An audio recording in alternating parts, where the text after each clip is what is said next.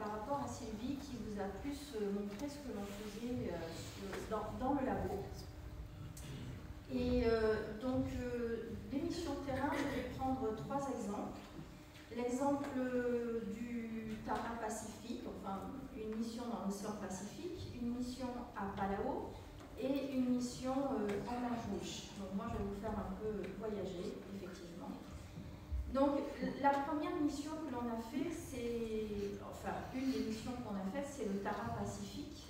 Alors, le Tara, c'est une goélette, hein, c'est un petit bateau qui est parti et qui a fait, comme vous pouvez le voir, oui, qui est parti de là, de Brest, d'Orient, qui a traversé l'Atlantique et en fait qui a traversé tout le Pacifique, là où il y a les récifs coralliens majoritaires. Donc ils ont fait 100 000 km en 2 ans, ils ont visité 40 archipels, ils ont collecté 40 000 échantillons et c'était une très grosse mission parce qu'il y avait 70 chercheurs à peu près qui se sont relayés un peu en même temps sur le bateau pendant ces 2 ans. Et nous, le but de l'équipe, bien sûr, il y avait plusieurs sujets dans ce Tara Pacifique, le but de l'équipe, c'était de faire des carottes de corail. Alors, les carottes de corail, je suis là, vous voyez mon pointeur. C'est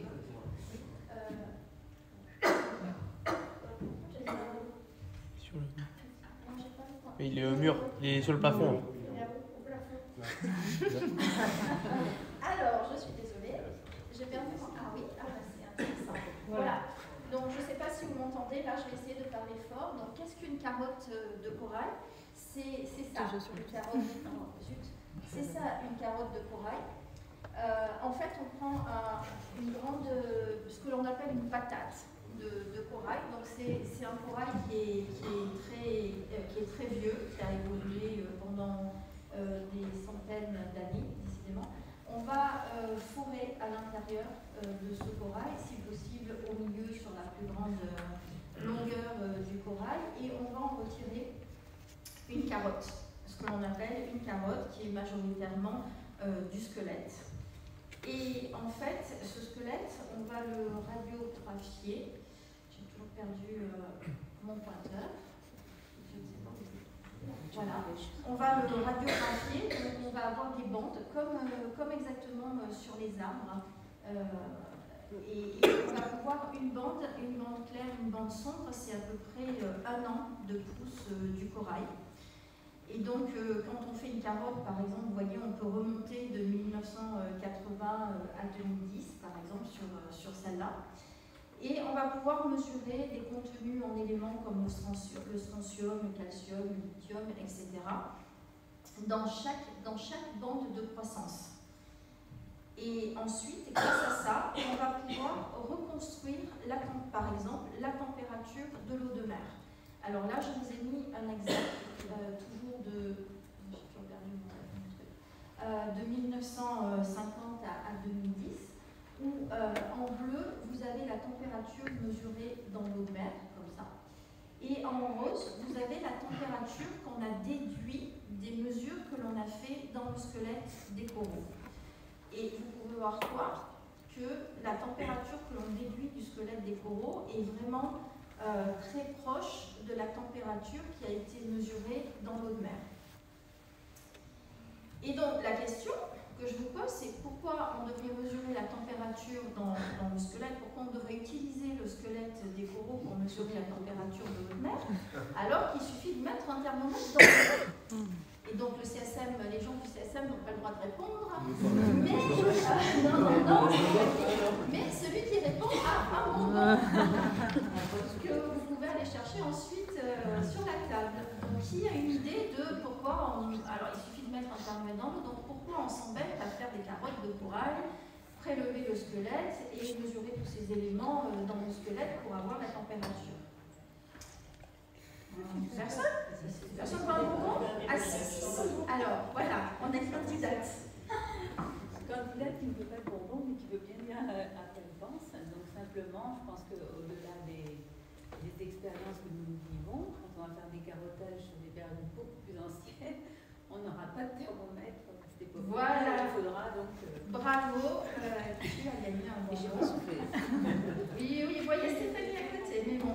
Effectivement, parce que, alors là, il y a toujours un bonbon qui est offert, parce que sur un corail comme ça, le corail pousse d'1 centimètre par an, et on peut avoir des squelettes de coraux qui font 6 mètres de haut. Donc, quel est l'âge du corail s'il a 6 mètres de haut? Un bonbon, toujours un bonbon offert. La gagnante ne peut pas rejouer. Personne, 600 ans. Donc si on calcule, le corail là a à peu près 600 ans. Donc il a été dans l'eau et dans l'environnement où il a été pendant 600 ans. Ce qui fait que effectivement, si on prélève ce corail, on peut remonter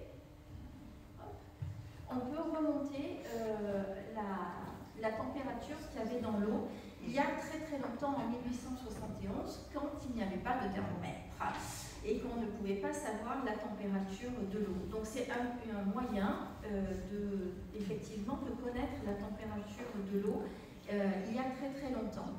Et comme vous voyez, on peut reconstruire donc effectivement les années les plus vieilles sont là, les années les plus jeunes, puisque le corail pousse en hauteur, sont en haut. On peut reconstituer la température et qu'est-ce qu'on peut voir? Qu'il y a une tendance à l'augmentation de la température de l'eau de mer. Donc en gros, l'analyse des squelettes de coraux nous permet de connaître effectivement le climat, la température passée, et elle nous permet de prédire le climat futur. Et parce que si on suit cette tendance, on voit très très bien que là, la température a monté à peu près de 21 à 22 degrés, donc plus d'1 degré en quelques années finalement, en une centaine d'années à peu près, elle a augmenté déjà de 1 degré. Et c'est pour ça qu'on fait ces missions, parce qu'en général aussi, personne n'a de thermomètre dans les endroits très reculés de l'océan Pacifique ou Atlantique ou quel que soit. Et ça nous permet de connaître, d'avoir une idée générale de la température de l'eau de mer qui est dans le passé et de nous permettre de prédire la température de l'eau de mer dans le futur. Donc ensuite, la deuxième mission que l'on a fait, c'est à Palau sur un tout autre sujet, parce que comme vous disiez Sylvie, on ne travaille pas que sur un sujet. Donc Palau, en fait, c'est là, c'est le petit point qui est là. Donc c'est un endroit qui est complètement perdu sur la mer, je veux dire, et sur terre, parce que c'est très, très, très très loin de l'Australie, de l'Indonésie. Et donc notre mission là a été un peu financée par la Fondation Prince Albert II aussi, qui voulait savoir s'il y avait des plastiques, déterminer l'abondance de plastique sur les plages, le sédiment et l'eau des îles de Palau.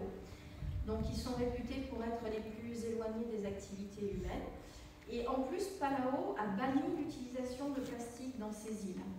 Et donc nous, c'était pour voir effectivement si on retrouvait des plastiques finalement dans ces lieux les plus reculés de la Terre.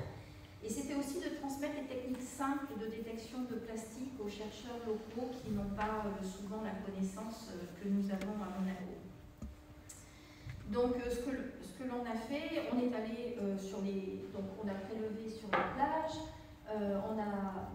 déjà sur les plages, on a prélevé les macroplastiques.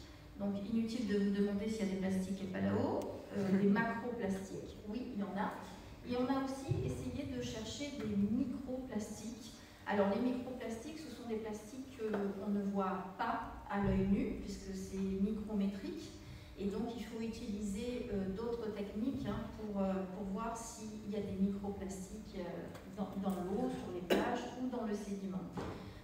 Pour l'eau, on a également fait des traits de filet et prélevé ce qui reste. Donc le trait de filet concentre, c'est un filet à plancton qui concentre en fait tout ce qui est ramassé par le filet au bout du filet et que l'on récupère. Et on a fait des prélèvements sur le sédiment au fond de l'eau. Et ensuite, on a filtré, tamisé le sédiment, les plages, etc.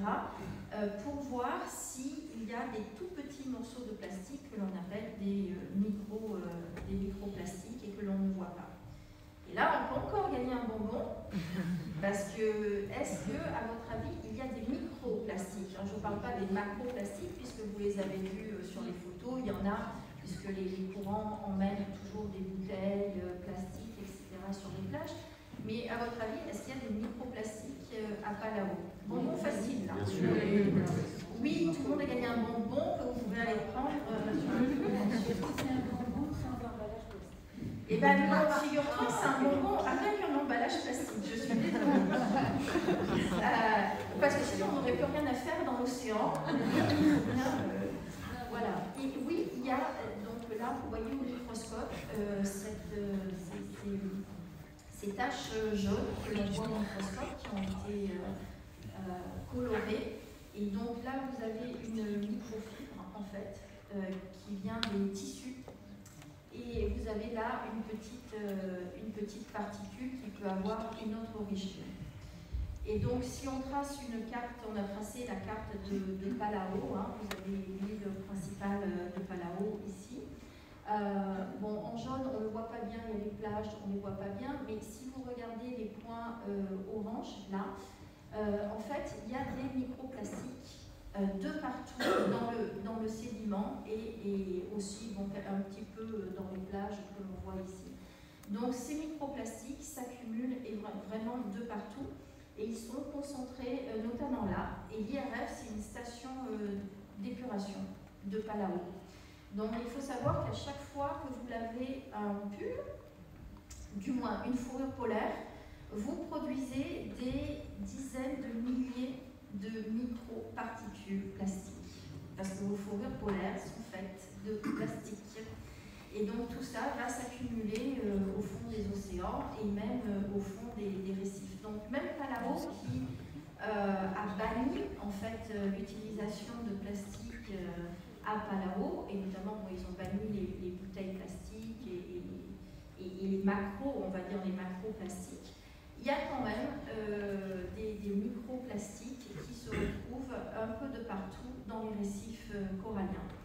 Donc après nous, au laboratoire, on a regardé l'effet de ces microplastiques sur les coraux, bien sûr, et globalement, ils n'aiment pas. Bon, c'est pas une surprise, hein. Voilà, pas de bonbons à gagner. Les coraux n'aiment pas les microplastiques. Et ensuite, ces microplastiques vont encore se fragmenter encore plus en ce qu'on appelle les nanoplastiques. Alors ça, c'est vraiment de la taille, c'est un peu plus gros qu'un virus, mais c'est vraiment tout petit. Et on pense que ces nanoplastiques sont entre 100 et 10 000 fois plus concentrés que les microplastiques. Donc vous voyez, pour une bouteille plastique que l'on voit, il y a peut-être 100 particules de microplastique qu'on ne voit pas, et 10 000 particules de nanoplastiques que l'on voit encore moins. Et les effets des nanoplastiques sur les coraux sont complètement dramatiques, puisque les nanoplastiques sont tout petits, ils peuvent rentrer dans les cellules des coraux, rentrer dans les algues qui font la photosynthèse et complètement détruire ces algues. Donc voilà, c'est pas top. Et finalement, je vais vous montrer la troisième mission, qui est une mission faite en mer Rouge. À Eilat, où on ne peut plus aller pour le moment. Et donc on a fait l'exploration à la fois des récifs coralliens de surface et profonds, ce qu'on appelle du golfe d'Aqaba en mer Rouge. Donc où est le golfe d'Aqaba, donc la mer Rouge est là, quand même. La Méditerranée est là, la mer Rouge est là, c'est ce territoire-là, qui est représenté aussi ici sur la carte.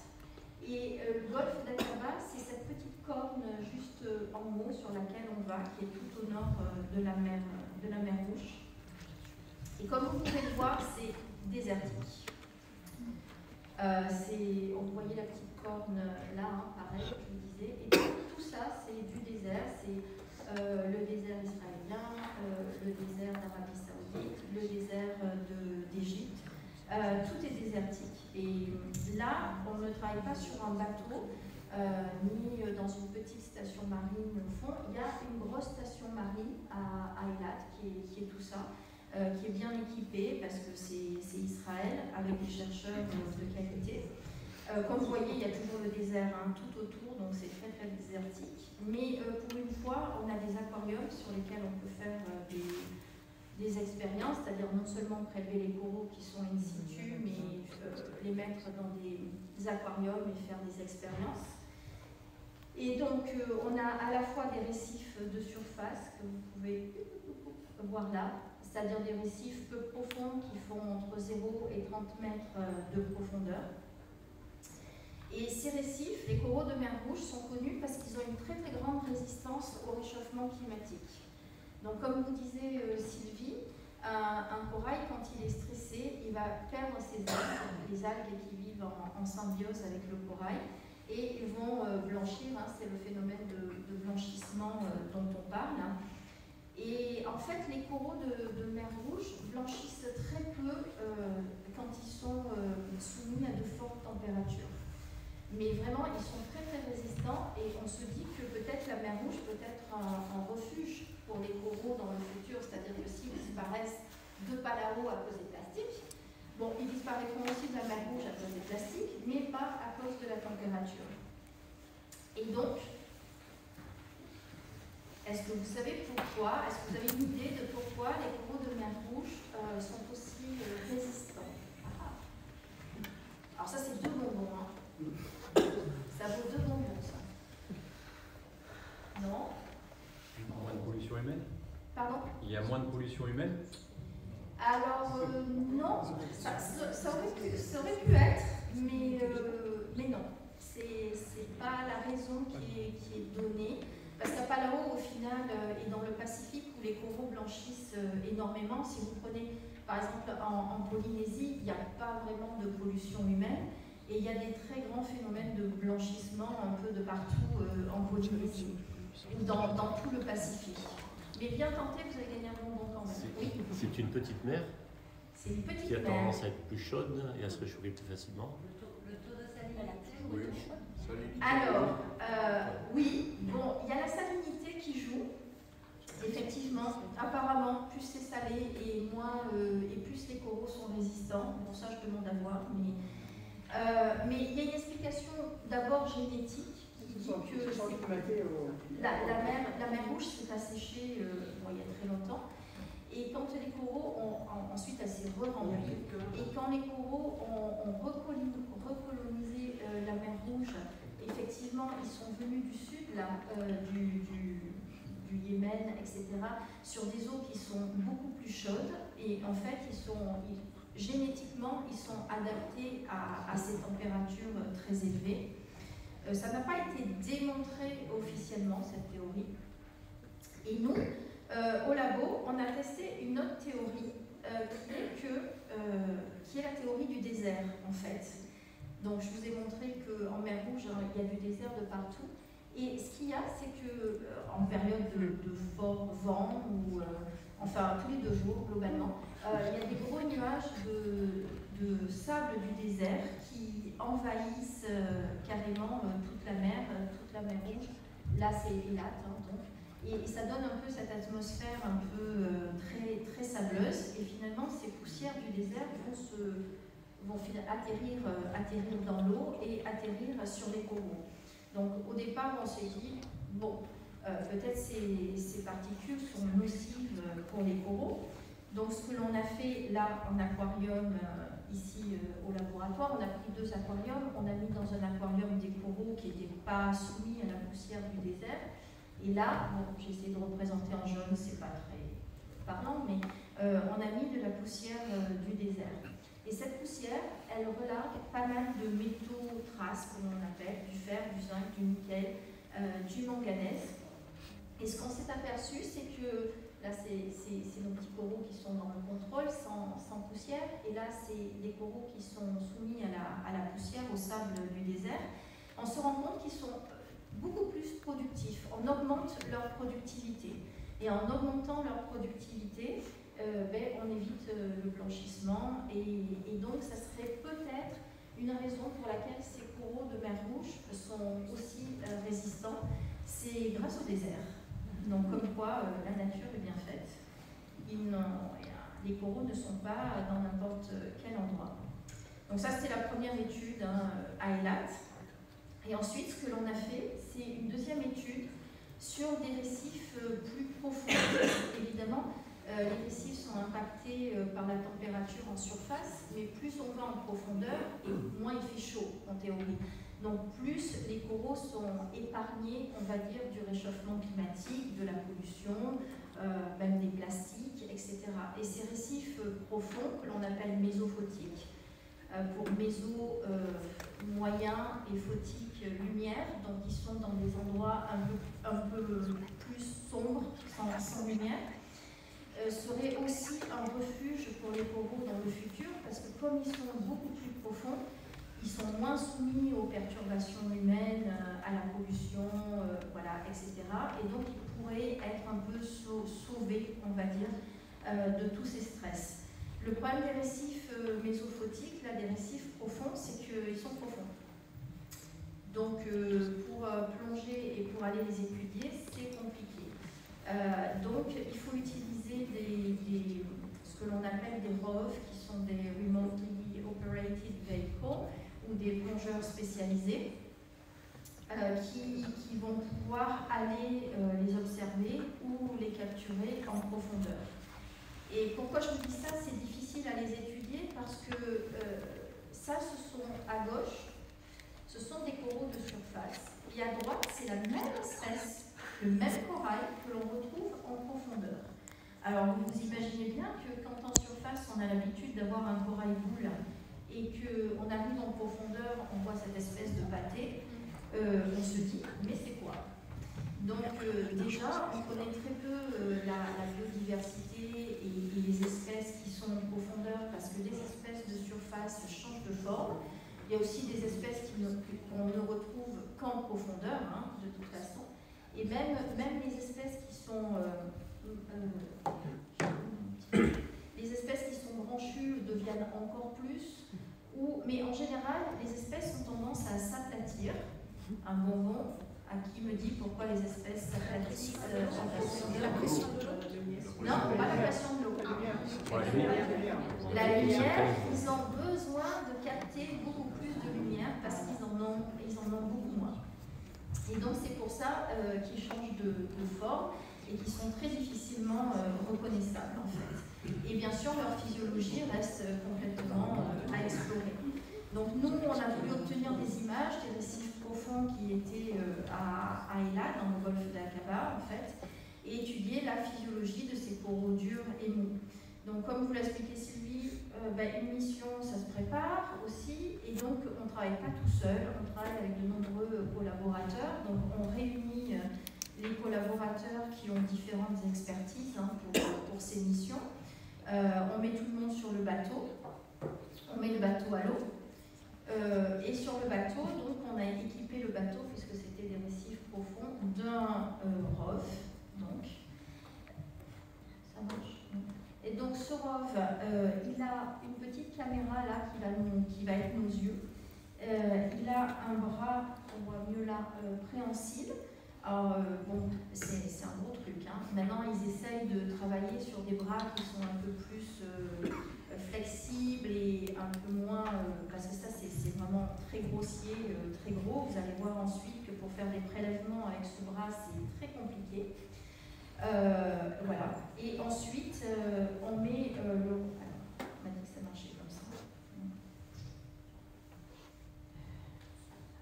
Voilà. On met le ROV à l'eau. Alors, on ne le met pas à l'eau tout seul. Le ROV est toujours attaché, vous voyez le câble jaune qui reste en fait attaché sur le bateau. On ne plonge pas le ROV, il ne revient pas tout seul à la maison, malheureusement. Et il faut prendre pas mal de précautions, puisqu'avec la caméra, etc., c'est quand même fragile.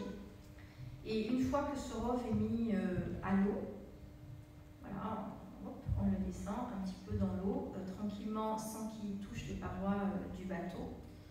Et une fois que ce ROV est à l'eau, pardon, c'est l'ordinateur. rove est à l'eau, il va se balader. Bon, là, les photos, elles sont prises pas à forte profondeur, hein. Là, elles sont prises à faible profondeur, parce que c'était un plongeur qui faisait lui-même les images du rove. Mais il va se balader et avec un petit moteur. Et avec sa caméra, il va filmer tout ce qu'il va voir au fond de l'eau. Et bien sûr, les images sont retransmises sur les caméras, sur des écrans par la caméra sur le bateau, grâce au fil jaune qui est toujours connecté au bateau. Bien sûr, alors quand il y a quelque chose d'intéressant, waouh, tous les chercheurs prennent des photos, bien sûr, de ce qui est intéressant. Et ça, ce sont quelques images, alors vraiment de ce que l'on voit très profond. On voit, vous pouvez faire une croix.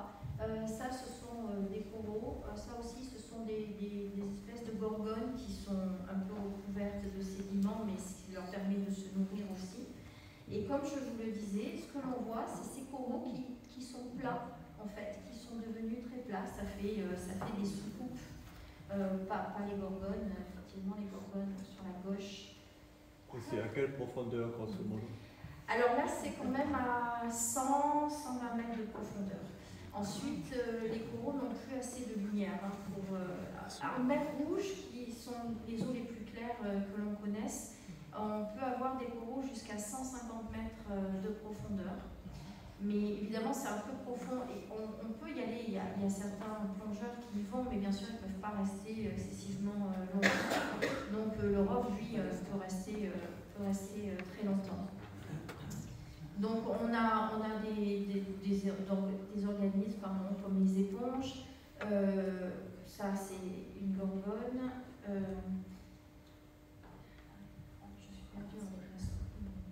Voilà, donc vous voyez, ces organismes se nourrissent en fait de toutes les petites particules blanches que vous voyez flotter dans l'eau.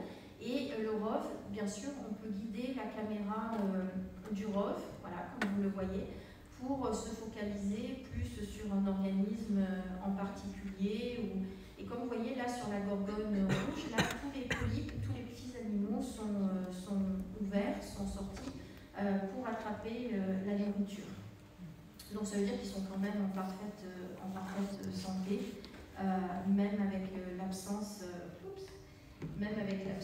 de lumière, une très faible lumière. Donc on a d'autres organismes très jolis, ça ce sont des coraux mous, d'autres organismes. Et ce que l'on va faire, nous notre but c'est quand même de prélever ces organismes et de les ramener en surface pour étudier leur physiologie. Mais par contre, il ne faut pas croire qu'on va dépeupler un récif profond lors d'une campagne, parce que déjà le rove, 5 jours de rove, c'est à peu près 50 000 € pour la mission, donc c'est excessivement cher. Et comme vous voyez, en gros, si on est doué aux machines de la foire, c'est pour ça que je demande au CSM de me filer des sous pour aller à la foire et m'imprimer, on peut récupérer que 10 ou 15 organismes par jour, maximum.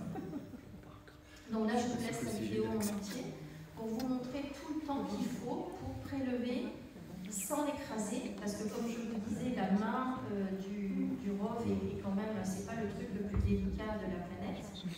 Mais là, on y est arrivé, et bien sûr, on est content. Voilà. Le corail est prélevé. Alors, bien sûr, la main préhensile est contrôlée par un joystick.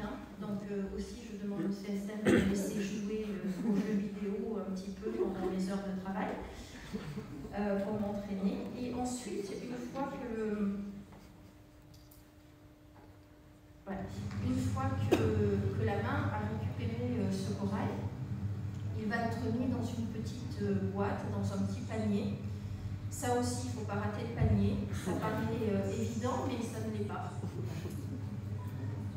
Et ensuite, le panier est remonté à la surface, où on va récupérer les organismes pour pouvoir les collecter et les étudier. Et pendant ce temps, du coup, à terre, pour ceux qui... Il faut quand même préparer tous les aquariums pour recevoir les organismes.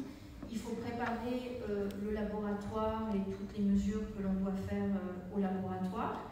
Et ensuite, quand les organismes arrivent, ben, voilà, on peut les incuber, hein, comme vous voyez en dessous, là, sur la deuxième image. On les incube dans des petites chambres, par exemple, pour mesurer leur taux de photosynthèse, toujours à faible lumière, parce que, bien sûr, ces organismes, ils viennent de profond, ils n'ont pas beaucoup de lumière, donc quand ils arrivent à la surface, ben, il ne faut pas non plus les mettre sous le soleil et sous les UV, hein, sinon ils ne les apprécieraient pas.